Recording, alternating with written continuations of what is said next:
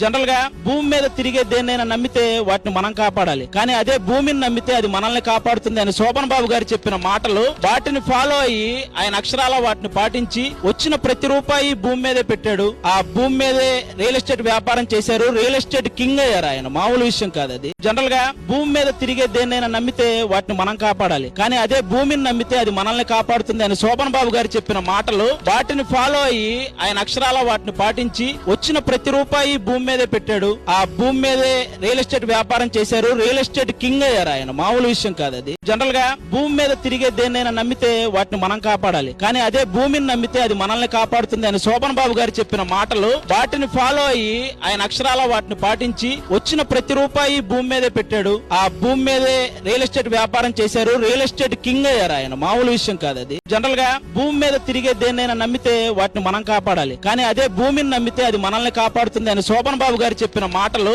వాటిని ఫాలో అయ్యి ఆయన అక్షరాల వాటిని పాటించి వచ్చిన ప్రతి రూపాయి భూమి మీదే పెట్టాడు. ఆ భూమి మీదే రియల్ ఎస్టేట్ వ్యాపారం చేశారు. రియల్ ఎస్టేట్ కింగ్ అయ్యారు. ఆయన మామూలు విషయం కాదు అది. జనరల్ గా భూమి మీద తిరిగే దేన్నైనా నమ్మితే వాటిని మనం కాపాడాలి, కానీ అదే భూమిని నమ్మితే అది మనల్ని కాపాడుతుంది అని శోభన్ బాబు గారు చెప్పిన మాటలు, వాటిని ఫాలో అయ్యి ఆయన అక్షరాల వాటిని పాటించి వచ్చిన ప్రతి రూపాయి భూమి మీదే పెట్టాడు. ఆ భూమి మీదే రియల్ ఎస్టేట్ వ్యాపారం చేశారు. రియల్ ఎస్టేట్ కింగ్ అయ్యారు. ఆయన మామూలు విషయం కాదు అది. జనరల్ గా